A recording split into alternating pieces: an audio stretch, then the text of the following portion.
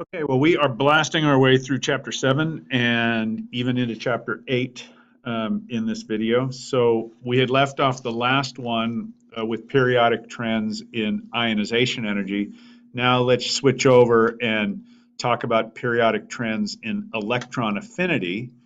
Before we do that, we have to define what electron affinity is. So electron affinity is going to be the energy change that's associated with adding an electron to a gaseous atom. So ionization energy is the energy change associated with stripping electrons off of gaseous atoms. Electron affinity is the energy change associated with adding an electron to a gaseous atom. It's not exactly the reverse of ionization energy, because in ionization energy, you're removing electrons from things that are either neutral or positively charged. In electron affinity, you are adding electrons to things that are either neutral or negatively charged. But this is an example. So the electron affinity for chlorine would be the delta H for this reaction, the addition of one electron to a chlorine atom to give a chloride ion. And so the question for you to ponder, and maybe you can just look at this and then turn the video off for a second and think about what the answer might be. What would tend to make adding an electron to an atom more or less energetically favorable? In other words, sometimes this is endothermic, sometimes this is exothermic. The magnitude, depending on the element, will change. So what is going to tend to cause adding an electron to an atom to be more energetically favorable, and what is going to cause adding an electron to an atom to be less energetically favorable? Well, if we come over here to the next slide and put the same question, the answer is really going to be based on the same criterion as it was for ionization energy. The distance that that electron is going to be from the nucleus. So if I am adding an electron to a relatively small atom, that is going to tend to give me a fairly exothermic reaction, because I am putting that very close to the nucleus, and that's a very energetically favorable thing based on Coulomb's law. If I'm adding that electron to a relatively large atom, I'm going to be putting that electron relatively far from the nucleus, and that is going to be a less energetically favorable thing based on Coulomb's law. So the larger the atom, the less exothermic the electron affinity. The smaller the atom, the more exothermic the electron affinity. And so that's what I've gotten. That's what I've got here. So let's just take a look at a diagram, and you'll see that this is true. As we go from left to right, and the atoms are getting smaller, and that electron that you're adding is getting put closer to the nucleus, that that electron affinity is going to be much, much more exothermic. So it's much easier to add an electron to a fluorine atom than it is to add it to a lithium atom. This kind of makes some intuitive sense, as we know that nonmetals tend to like to gain electrons and metals tend to not like to gain electrons. You'll see the same tendency as you go down, as you go in the third period, that it's much more energetically favorable to add an electron to chlorine than it is to sodium. Again, because a chlorine atom is smaller, significantly smaller than a sodium atom, and therefore you're putting that electron closer to the nucleus. You'll notice in general, as you go down, it's not a perfect trend, but it tends to be the case that as you go down a group, it becomes less energetically favorable because these atoms keep getting bigger, and so you're putting that electron further from the nucleus. And with some exceptions, that's also true over here. You'll see it's actually better for chlorine than for fluorine, but then as you go from fluorine to bromine to iodine, it becomes less energetically favorable. Useful to notice that it's hard to add an electron to a noble gas, because you are not adding it to the valence shell, you're adding it to the next principal energy level. So those are all very energetically unfavorable. There are some discontinuities in these trends, just like there were with ionization energies, but I'm not really going to go through that.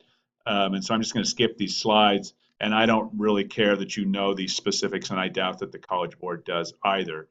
You should just know the general trend that as you go from left to right across a period, these things generally get more exothermic And as you go from top to bottom down a group, they tend to become less exothermic.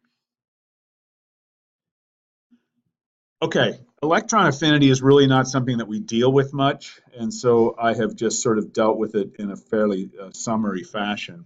But now we're going to get into the idea of electronegativity, which is something that we deal with a lot and is actually something that's very, very important and significant to chemists, also biologists, and all sorts of people associated with molecules. Okay, so nonmetals tend to form compounds. And they tend to form, nonmetals tend to form compounds that are covalent. And so two fluorine atoms will join to form an F2 molecule. A hydrogen and a fluorine will join to form a hydrogen fluoride molecule. They share electrons. We've drawn Lewis structures in which we show the bonding electrons between two atoms as being a line, which represents a pair of shared electrons. But they don't share, if they're not the same element, then they are not going to share them equally. And what you have here are what are called electrostatic potential maps. This is for an F2 molecule, and this is for an HF molecule, and these are heat maps. The higher the electron density, the more red it is. The lower the electron density, the more blue it is. And so you can see that for an F2 molecule, the electrons are pretty much spread evenly across this whole F2 molecule. But for an HF molecule, there's a lot more electron density around the fluorine than there is around the hydrogen. That's because while two fluorines are going to share the electrons equally with each other, a hydrogen and a fluorine are not. Fluorine is going to pull much harder on those electrons than hydrogen will. So that's based on electronegativity, and we can define electronegativity. And so the result of this is going to be that the fluorine end of the molecule has much more electron density than the hydrogen end. Well, we can define electronegativity, and electronegativity is defined as the ability or tendency of atoms to attract electrons to themselves in covalent bonds. And this is generally going to track with magnitude of effective nuclear charge and atomic size. And so on the periodic table, electronegativity is pretty much going to track in the reverse of atomic size. As you go from left to right across a period, because the size of the atoms is getting smaller, the electronegativity increases. And as you go from the bottom to the top of a group, because those atoms are getting smaller, electronegativity increases. This is a heat map of electronegativity values. I'm going to show you some other graphs where I've got them a little bit easier to see. But you will see that in general, and again, let's ignore the transition metals because they're kind of a special case. But if you consider the main group elements, as you go from left to right across a period, electronegativity increases tremendously. And as you go from bottom to top up a group, electronegativity is going to increase tremendously. And this is going to track as essentially being inverse to atomic size. The smaller the atom, the more tightly it can hold electrons, and the more tightly it can grab shared electrons in a covalent bond. You'll notice something that you may or may not notice something that's missing from this, and that is the noble gases, and that's because the noble gases don't bond to other things, and therefore we don't assign electronegativity values to them.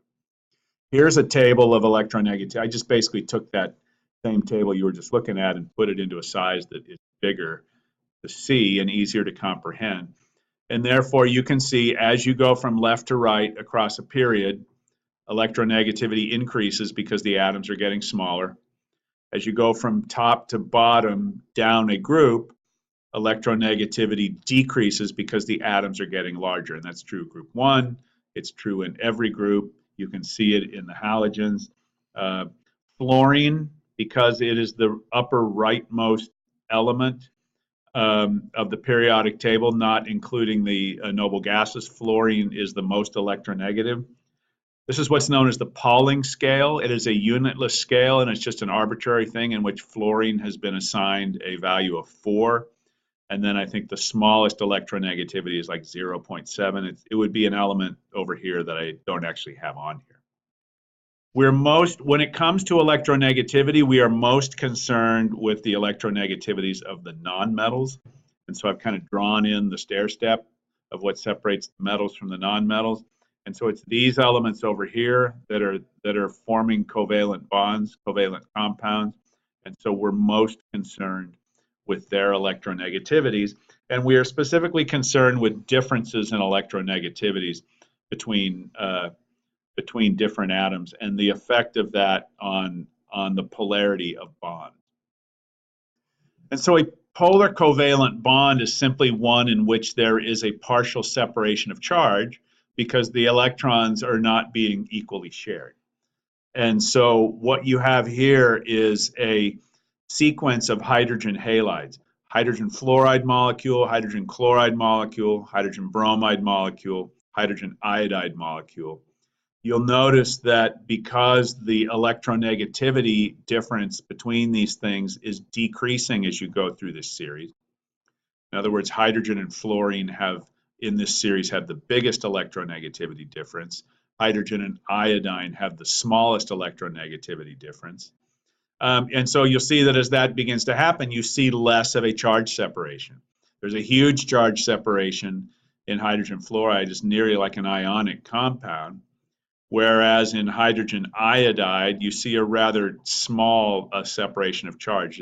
And that's because hydrogen and iodine are very close in electronegativity. The difference is only 0.4, whereas in hydrogen fluoride, the difference is almost 2.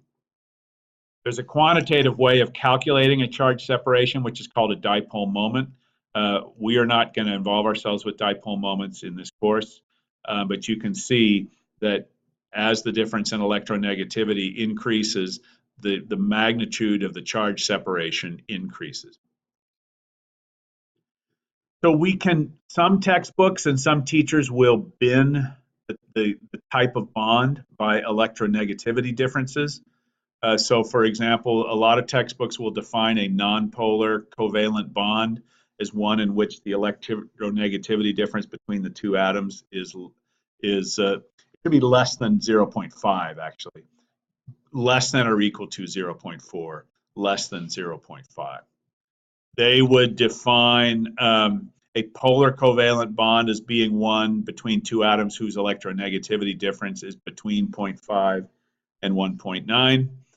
And then an ionic bond being a bond between two atoms whose electronegativity difference is 2.0 or greater. That is a reasonable rule of thumb for some things. I don't care for it much because the reality is anytime you've got a difference in electronegativity between two covalently bonded atoms, that's going to be a polar covalent bond. It's just a question of the magnitude of the dipole. And so even though a carbon-hydrogen bond in some people's mind, because the electronegativity difference between carbon and hydrogen is only 0.4, that is a quote-unquote non-polar bond. That's not really true. It is a polar bond, but it is not a particularly polar bond. Now, we also talked about the fact that if the electronegativity difference is greater than 2, that's an ionic compound. And you can see that things like sodium chloride, the difference is 2.1. Sodium fluoride, it's 3.1. Lithium bromide is 1.8. So does that mean that lithium bromide is not an ionic compound? No, it doesn't, because again, this is just a general rule of thumb. Lithium bromide totally behaves like an ionic compound. When you put it into water, it dissolves, dissociates to form ions. And so that is not a hard and fast rule. As I said, I prefer just to say the way to tell whether or not a substance is covalent or ionic is really to look at its physical properties and determine it that way. And we'll talk about that some in chapter 12. But the bigger point I'm trying to make is I don't make a distinction. To me, the only non-polar covalent bond is going to be between two atoms of the same element. Any other covalent bond is really going to be polar. It's just a question of how polar. And so a better question would be to ask a question like this. Here's a typical exam type question from the test bank. Given the electronegativities that are listed here for hydrogen, carbon, nitrogen, and oxygen, which covalent single bond down here is going to be the most polar? And so you just simply look at the difference between the two. the difference between carbon and hydrogen is 0.4. Between nitrogen and hydrogen is 0.9. Between oxygen and hydrogen is 1.4. Between oxygen and carbon is 1.0. Between oxygen and nitrogen is 0.5. The biggest difference there is between oxygen and hydrogen at 1.4, and therefore that's your answer. So I prefer a question like this to a binning type of question. In my mind, a carbon-hydrogen bond is still a polar bond, but not as polar as an oxygen-hydrogen bond. Well, let's just quickly wrap up by talking about general properties of metals versus nonmetals. Here again is a periodic table in which we put the stair step in, and essentially we're saying that everything down here is a metal, everything up here is a nonmetal. We can talk about increasing or decreasing metallic character. And so before I kind of define what metallic character is, simply saying that as you go from right to left across a period, you are going to increase your metallic character. And as you go from top to bottom down a group, you're going to increase the metallic character. So what does metallic character mean? Well, it just means the tendency to behave like a metal, which is to form cations, to have low ionization energies. They tend to be shiny and lustrous, and they are malleable, ductile. They're good conductors of heat and electricity. They tend to lose electrons and form cations. That is really metallic character.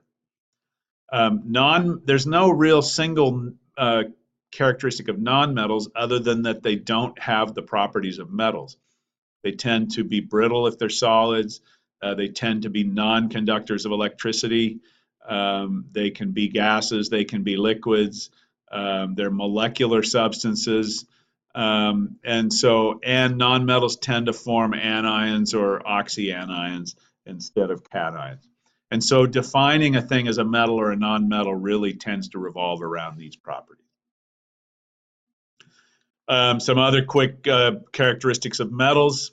They tend to form ionic compounds with nonmetals, and oxides of metals tend to be basic, which is not really indicated here, but nickel oxide is a basic compound, whereas oxides of nitrogen are acidic compounds.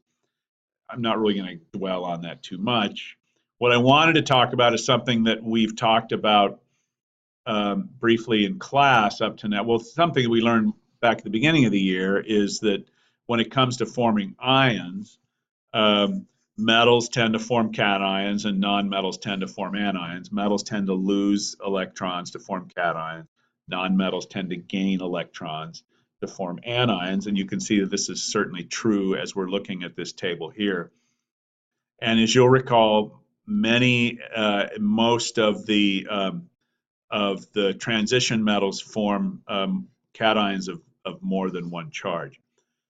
What I wanted to say was there's a difference between main group metals and transition metals, and we've talked about this briefly in class, as to how they lose, which electrons they lose when they form cations. A main group element, whether it's aluminum or things in group 1 and 2, or tin and lead as you get down into the lower periods of group 4, they are going to lose their highest energy electrons first when they form cations. And so, for example, strontium, as you see right here, strontium likes to form a +2. Well, the strontium atom has the electron configuration, krypton, which is right over here, and then 5s2. And so when a strontium forms a strontium 2+ ion, it's going to lose those two 5s electrons, and so therefore its electron configuration is simply going to be that of krypton, which is right here, the previous noble gas. Similarly for aluminum, aluminum's right here. Its electron configuration is going to be neon, 2s2, 3p1. And so it's going to form an aluminum 3+. It's going to lose its 3 highest energy electrons, and its electron configuration of aluminum 3+ is going to be just that of neon. By contrast, transition metals lose their s electrons at the highest energy level before they lose their d electrons at the next lower energy level. And so what do I mean by that? Let me show you a couple of examples.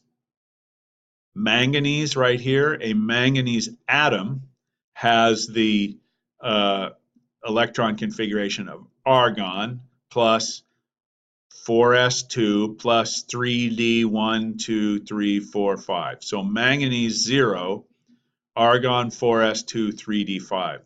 If I'm forming a manganese 2 ion, instead of losing 2 d electrons first, it's going to lose its 4s electrons first.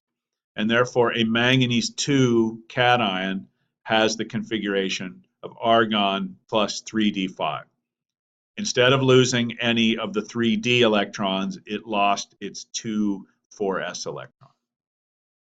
For iron, I've written iron is just next door to manganese, and so this is the electron configuration of iron, argon 4s2, 3d6. If I'm forming iron 3, which is a common cation of iron, it's going to lose, it's got to lose 3 total, so it's going to lose the 2 4s's first and then one of its 3ds, and so an iron cation has this electron configuration, which by the way is the same as a manganese 2 cation. Real quick, let's get out of this as quickly as we can. Nonmetals, as we said, they don't really have a whole lot in common with each other, except that they're not like metals. They tend to be brittle. They could be gaseous, liquids, or solids.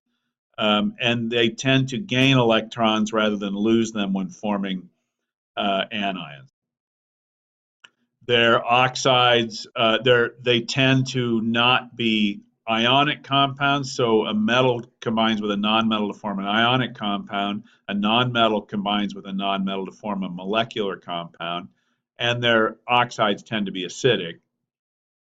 Let's just wrap up by talking about how they ionize. Nonmetal anions are always going to have the same electron configuration as the next noble gas.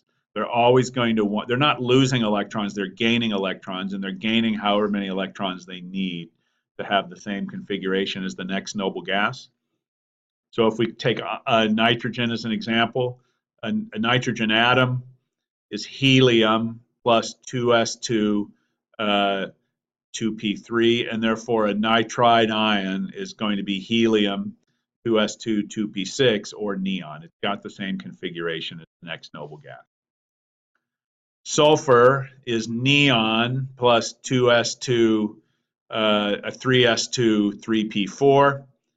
Neon plus 3s2, 3p4. Therefore, in order to become a sulfide ion, it's going to gain 2 more, become neon 3s2, 3p6, or isoelectronic with argon.